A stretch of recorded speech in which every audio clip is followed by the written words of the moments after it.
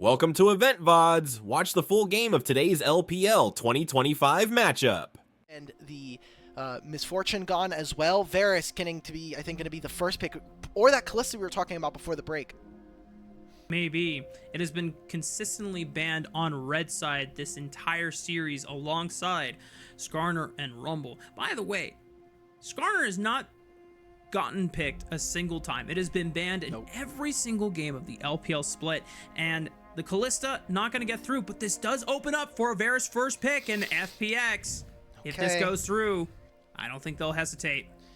And you got to have to think here that while Nautilus in the engage support would be great, Braum still being up and available makes it so difficult to try to blind this champion here. For NIP, they're going to have to go for champions that are able to either deal with Varus's range or have a little bit more damage. Thinking about blinds in the jungle especially, a lot of the AD junglers are already gone. So I wonder if this is going to be one of Aki's few rare mage games. We haven't really seen Zyra pop up, but that's been getting more and more popularity as the season has gone on. Lo and behold, you called it all. The time has arrived. All the fighter junglers are gone, and it was said during the IG NIP series as well.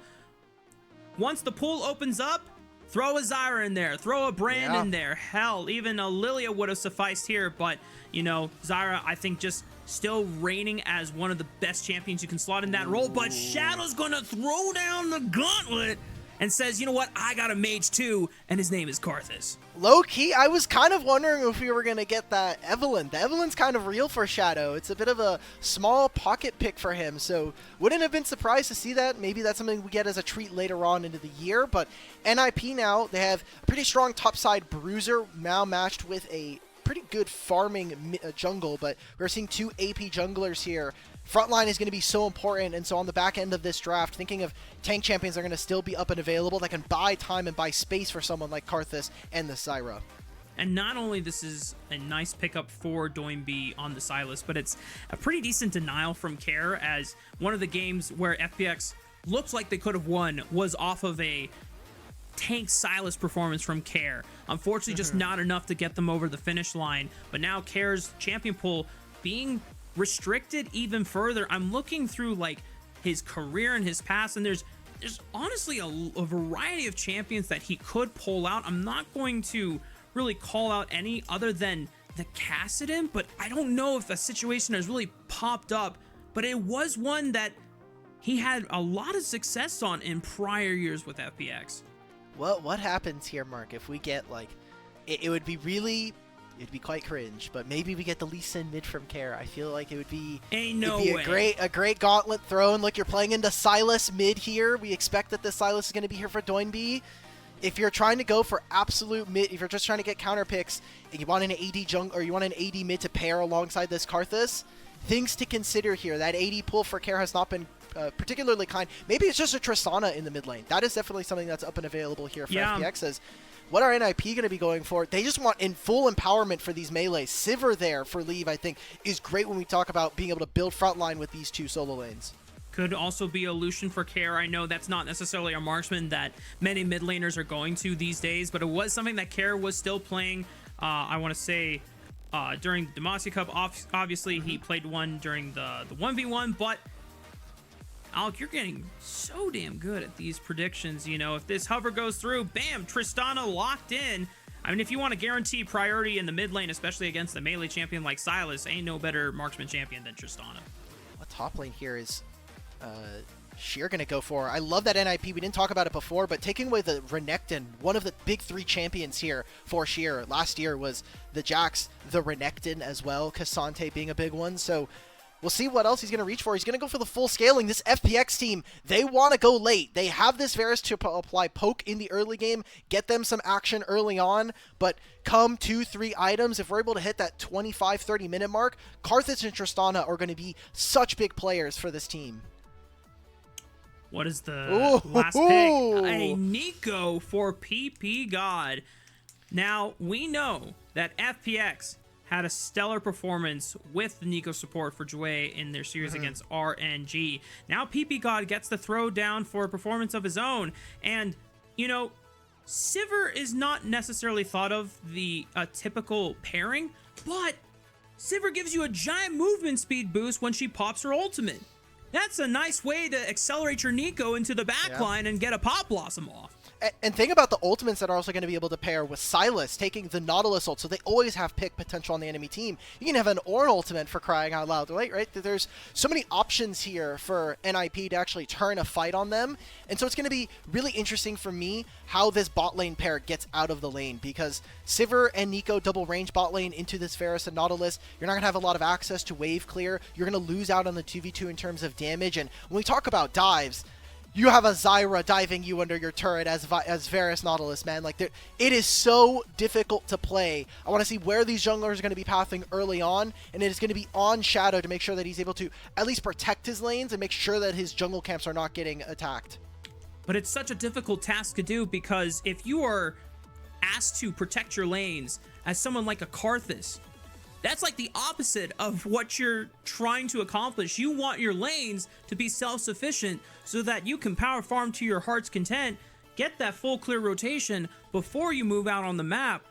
But to be fair, it is the same name of the game for NIP. Both of these junglers are trying to achieve similar things where they're trying to prioritize their own self-resources. And I think one of the things that helps Zyra out a lot versus Karthus is just the ability to really at least lay down stronger utility with the power of that E. Oh, they're going to go for a bit of a cheeky invade. Joy does not land the hook there. Big change if that kind of lands. Joy can find another one. It is shorter cooldown because it did hit terrain. Lands onto Shanji. Shanji should be fine. Not enough members of FPX are in range to follow up on that dredge line, but it does force NIP members out of this jungle, and it gives FPX a moment to start littering the ground with all these wards. Okay, splitting the map. What we wanted to see, right? We want to see where the junglers for both of these teams are going to start. And for protecting this Varus, it seems like for FPX, they're going for the on-hit Varus build. So a champion that's going to be able to at least try to match Sivir, but really needs to have time to build up in these fights. And you're going to have a Nico on top of you. You're going to have Renekton. Maybe once he's able to hit 2 or 3 items, he'll be tanky enough. Typically has something like either the Jock Show or even the early Terminus. These are all kinds of things that make Varus very difficult, and even disrupting Zyra's early clear. Damn, Mark, you're the jungler here, let it rip. No, this is exactly what you want to do. When Zyra first rose to prominence, a lot of people didn't know how to really counter or deal with the Zyra because her clear speed is so obnoxiously fast, but the power lies in her being able to get all those plants spawned, and because you don't have access to W level 1, you are relying on your passive, and that's a timed ability. And the fact that they walk in, track her through the bottom side jungle, force her through the top side, and then deny the plant spawns, it means that the Karthus is going to just be a little bit faster on this first clear. But now that Aki has access to his seeds through W, it should be relatively evened up again. Look what they've done. They've even gone for the swap. It looks like they're going to try to make this dive onto Shanji. There's no one else on the opposite side here. We're talking about Sheer helping push in this wave. Wait, Shadow's by himself. Wait, does he win? Oh, he got so much healing from the jungle camps. Ooh, they got demolished as well? I mean, fortunately for Shadow, Shanji is only level 1, and he took Slice and Dice. Imagine if he's a level 2 Renekton. That story looks way different and a lot scarier for the Karthus. But Teleport coming in, trying to catch this wave. It is Sheer, level 2 on the Ornn against 3 people. Flashes the roof from Nico. Nicely done. And that should be enough to dissuade this dive. They're still throwing out spells, but they're not really getting much other than just a little bit of HP bars, but Sheer is able to clear most of the minion wave. Gonna get some chip damage down onto Leave, and PP got as well. This is pretty well played from the top laner of FPX. He got the wave, but I mean, he's gonna be missing out on so much of his HP. What this really means is, I think, a detriment to Aki. We wanted to see this Zyra farming, and while she's not doing any of these camps trying to protect her bottom lane, Shadow's been clearing minions this entire time. He's going through camps, he's finishing on his wolves now as well. A really good start here for FPX so far, but Sheer needs to be very careful. If he can survive this, it's huge. He channels and buffers the E despite the root, but it's still not enough to just survive the dive, and Aki picks up first blood. That's what I wanted to see. Shanji now does survive, so he's missing out. But still, I mean, Sheer, we were kind of praising him for that first part of the dive. All he needed to do was survive, but he lost so much HP. Now it means that, Leave and them, they get 2 turret plates for themselves. The kill does go over to Zyra, so making up for some of that lost time in the jungle. And I think it's a really creative pivot from NIP, knowing that FPX puts so much time into trying to decelerate Aki rather than recuperate the losses of what he could have done by picking up whatever main camps he got. Aki says, okay, you know what? Deny me my camp? Sure. I'm going to deny your top laner his life and his ability to farm the wave. And he's Ornn, right? Ornn's one of those few champions. Well, obviously, every champion loves gold and experience, but especially for Ornn, he really wants to be able to get to level 14 to get those masterwork items. PP God, level 3, though, trying to sneak up on Care. Gets the buffer, so he's able to escape from that.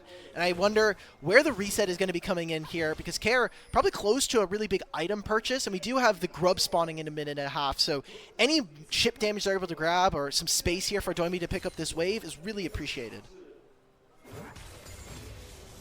Now, we've seen top laners get the short end of the stick before. I think Shanji from the NIP IG series, where completely denied multiple times and still being able to recuperate all of his losses should be inspiration for Sheer to still make it through a lot of the harassment he got from NIP's trio early on. But we're only still 5 minutes into the game. Grubs will be spawning in the next 50 seconds here out. I'm curious who really is going to be able to make the move first on these objectives. Going to be a big item spike here for Shadow, who's taking his recall now. Gets boots and the faded ashes, so is finally able to match Aki here. But ultimates for me, I mean, I'm kind of looking at our two mid laners here. Doinvi's got to have level 6 before Care, and I would think a stolen Nautilus ult before Jway is anywhere close to this. It's going to be a big game, kind of game decider, at least for the early parts of this. Decent chunk from PP God, just trying to catch Jway on rotation towards the mid lane.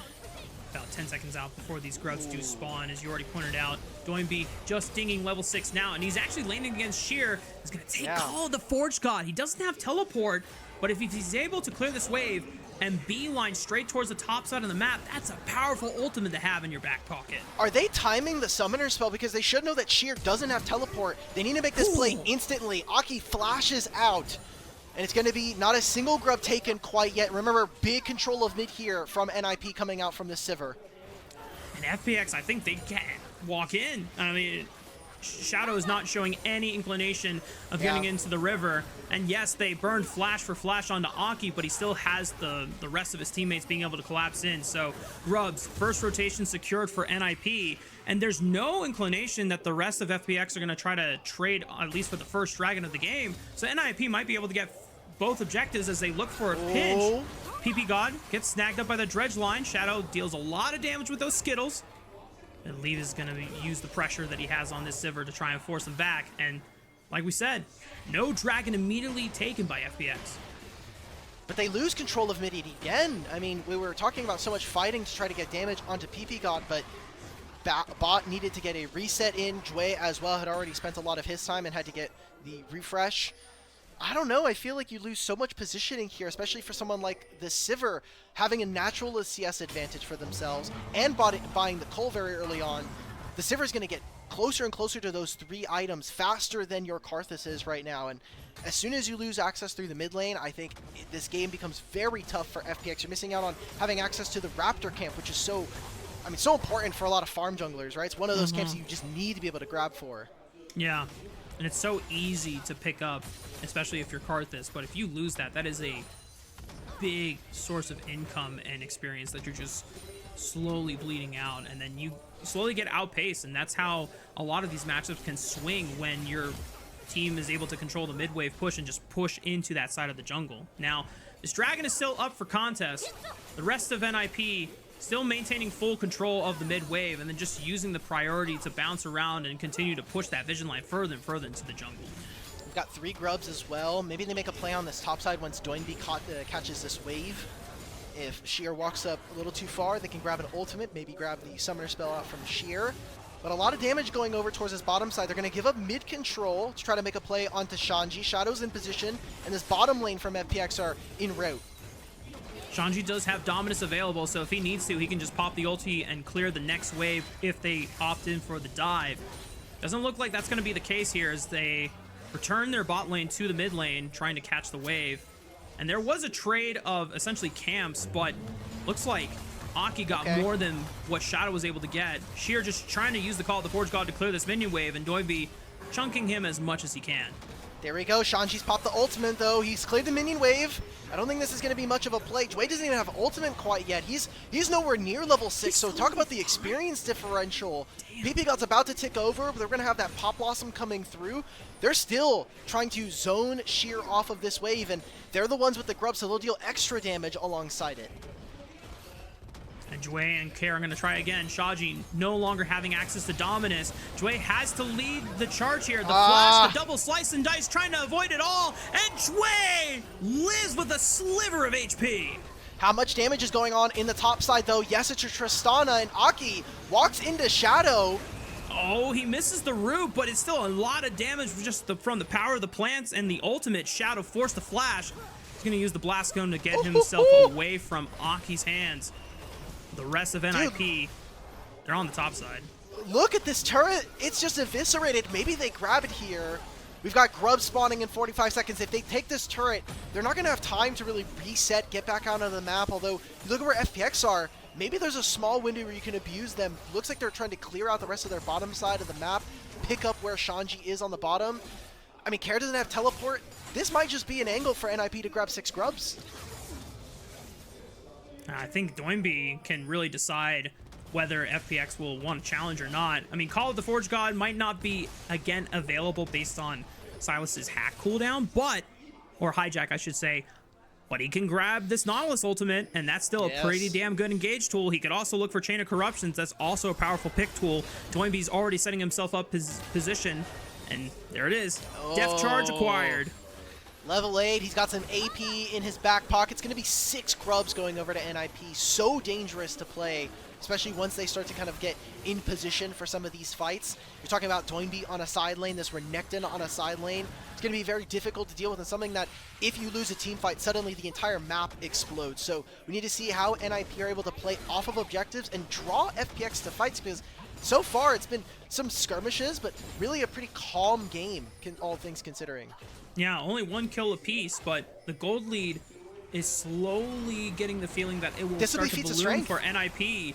FPX, they do have a chance to look and burn down this dragon. PP God trying to use the power of the clone to get them vision, but not enough to warrant their way in contesting this dragon. And for FPX, it's a nice consolation prize, at least being able to get the first dragon of the game. So weird, 11 minutes first dragon. It feels so late when we talk about how many objectives just have been added to the game and how early you have to kind of play for them. Every 3 minutes it feels like there's something you got to do. There is something that we're going to be fighting over, or something we're going to be losing resources on. As engage on a Shanji. What about fight in the bot lane? And FPX completely blow up this crocodile before the rest of NIP can really send in the reinforcements, but they're going to look for another re-engage. There's the chains that connects on the Shadow. They make it happen Beautifully. Doinby is going to go down for his efforts, and that gives Kair another reset to jump away to safety, but taking a lot of damage as well. Oh, PP God almost biting the dust as well. Kair just does not have enough damage to finish off the Nico, but it was close. And they've got 6 grubs. They should be able to take this turret. It's been a fight over the mid lane with our 280 carries. Such a close bout here for FPX. Oh, here's Karthus. Does he get it? He has the Blackfire Torch. Wait a minute, Deathfire Torch. The bird is going to be enough. No! He's blinking. No, it's not enough. He got as low as 11 HP, Elk. Oh, I saw 6. I don't know, man. He's so low. Maybe a play onto Sheer. This would just open up so much for NIP, kind of the cherry on top. It's going to be the flash coming out from the young top laner. And right now, Rafa, we kind of set up our mid lane 1v1 as the men of the hour here. And Kair on this Tristana has to make miracles happen, as he is really the only person that has a lot of gold, but he has so much set up on his side, even with bot on this Varus. Yeah, we talked about in the previous 2 games that Kair has not been set up for success, whether it was the Orianna in game 2 or the Corki in game 1, or not the Corki. I'm blanking on the Aurora. Yeah, the Aurora in game 1. This is the best start that Kair has had. He is now 3-0. He's the only member on his team that has an objective bounty, so there's a big target painted on his head. But he has the safety of being able to bounce around with the resets that you get on this Tristana. We are looking at a game that is potentially similar to the one in game 4, where Kair was in a similar position on the Corki against RNG. He had the keys to the kingdom. It was up to him to really carry it through, but can he actually lead it with this lead that he has? He's got a lot of front line. Ornn and Nautilus, even with Jue falling behind in terms of experience, you're just going to be able to buy so much space for your team. But we're talking about those big item spikes coming through and big level break points, I think, specifically. We're looking at the jungles here. Aki, close to level 11. 2 points in the ultimate is going to be a big game changer when we're talking about setting up around this bear or this Rift Herald that's spawning in minute 40. The Dragon in 2. Those are going to be kind of big terrain pieces that NIP can kind of play around and build for someone like Sivir or even this Nico, who we haven't seen connect in the game all that much. I feel like bot lane has definitely taken a back seat so far in our third game. It definitely makes sense from the perspective of at least a Sivir, where early on, I think you're just on perma wave clear duty. And it always feels like when you're playing Sivir, you are just perma wave clearing until you get to maybe 6 items. Then you connect to the game, and then you're starting to do a bunch of damage with the bouncing boomerang blades. Ooh. They're trying to set up 3 mid. I mean, it's just Sivir, man. Just sit in mid. Press W, get the ricochets, clear out this. We saw FPX were moving up towards top side. They didn't get too much vision, so maybe on their way of clearing. I do see that the sweeper is down for Jue, so just making sure that it is dark on that side of the map. Renekton here, I don't know how much they're going to be able to play. Maybe with Aki, they have a timer here. They know that Sheer doesn't have flash from the play they made on the top side before, and that sets up for the easy lockdown. Good night, Sheer. 3-man dedicated to taking out the Ornn. We're going to see what FPX can at least take on the flip side of the map. 6 grubs as well, so they rushed with this Sivir ultimate. They're having Doinby hold mid by himself, and he gets out, so by so much time, they can push on this bottom wave. They're taking resets. Shanji's now teleported to catch the top side. Defending for this Rift Herald is going to be very difficult for FPX, even with the members coming back up. Sheer's going to have to kind of walk on over, and while this is all happening, there's just structure damage going down that FPX is not responding to. Yeah, one of the things I didn't think about, I know that Sivir clears waves super fast. I didn't necessarily... Oh, the connects right onto Doinby! Wait a minute, Care! Charge. Oh, Doinby still survives long enough that they at least trade one back. But it's the mid laner that's fell for the side of FPX, as they're able to at least get a 1-for-1. Thank you, Jue, for your sacrifice. They take out Doinby. Wait, Care in that fight, I think, makes such a huge difference. That ultimate... I hope we get that in a replay, man. They open up for this now, and that was a great pick coming out from Jue. It opens up FPX to grab the Herald. This has been a doomed game, and I feel like every one of these games in this series has been FPX fighting tooth and nail with NIP, and now we finally got to get it where it's landing in favor of FPX. This catch on a Doinby, it's the 2nd time in a row, and look where PP got. Tries to enter in, buster shots away this Nico. Huge game changer here, as FPX would have got engaged upon, maybe take some turret shots, and it's just a completely different story there. So we'll see what they're able to actually do with this Rift Herald, as they're still going to have to push out these waves, and it's Sivir, it's this Zyra who can eventually move on over. I think it's going to be very difficult. Maybe they just kind of cheater it and say, look, coming into that next Otacon, we're looking to really kind of play off of mid lane. An extremely clutch moment from the FPX single franchise player that has stayed with this orb for the past 3 years. Care! And now he leaves the charge, he finds leave, and even if he doesn't do enough damage, he had the Karthus ultimate ready to finish off. But Care picks up his 4th kill of the game. They're going to carry the momentum through. He's got the resets. He's bouncing forward, looking for more. He's him! He's going to take out Aki, and he gets out alive. Oh, with the burn from Leandries. Takes his first death of the game, but I think Care is putting in his share of work for game 3. Care might have been Icarus there. It's PP gone with an engage. PP Blossom onto the front line, but they can't get through to bot. Shanji flashes forward, trying to take him out. The Crocodile sinks his fangs in and takes out the Varus, but gets traded back.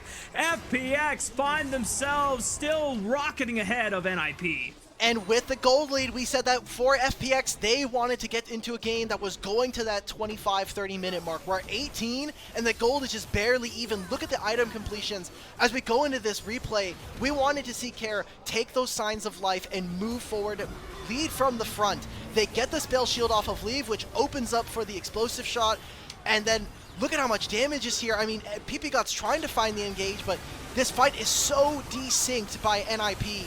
Great job from FPX, and these kinds of games are the ones that kind of get the hopes up for the team. This is kind of, I feel, more of that ceiling and some of that punishment we were talking about for NIP. They're a team that play on the edge.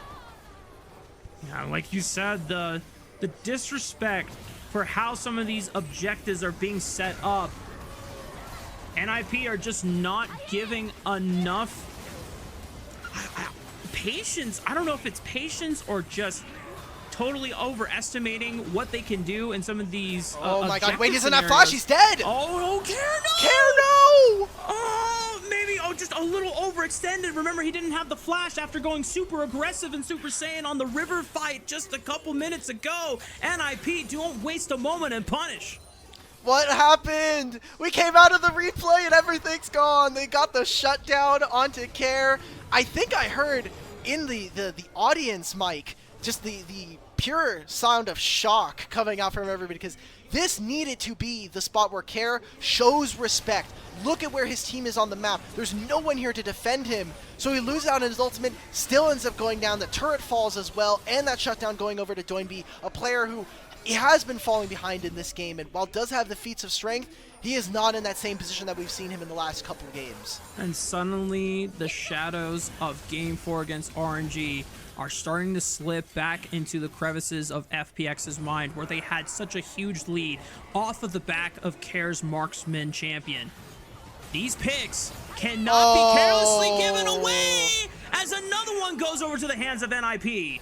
We're just too early in the river. Yes, the Otacon is on the bottom side, but the rest of FPX, they played for the mid wave. Shadow walks into river, walks into Fog of War, and it's a great setup for NIP. They're going to look to start this up. It is spotted by FPX. Doinby is splitting on the opposite side of the map and will not be able to join. Has no teleport for at least the next 30 seconds. So it seems like NIP are instead going to say, look, we've pulled them across the map. We got what we wanted. That's another turret for NIP. Yeah.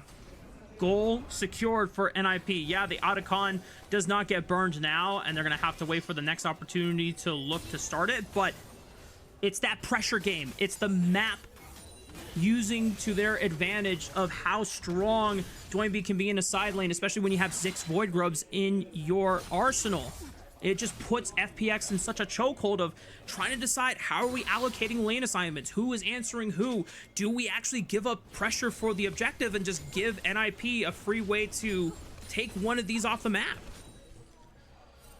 We've been counting items a lot during this game, and I'm looking at it. 2 items here for Shadow. He's now done with the Shadow Flame. You have the Otacon and the Dragon spawned here. Wouldn't be a dragon that I think is all that important when we talk about where we are in the game. It's 1 dragon apiece, so no one's close to like a soul or a soul point. And with Otacon right next to it, you imagine if we take a fight now, for FPX, there's some possibility there. You've got the Rage Blade and the Blade of the Ruin King. I think if you don't take one now as NIP, you're looking down the barrel of a 3-item Tristana and a potential upgrade coming in from Sheer, who's going to be ticking over to level 13. Another 5-10 minutes, and NIP find themselves in an unenviable position.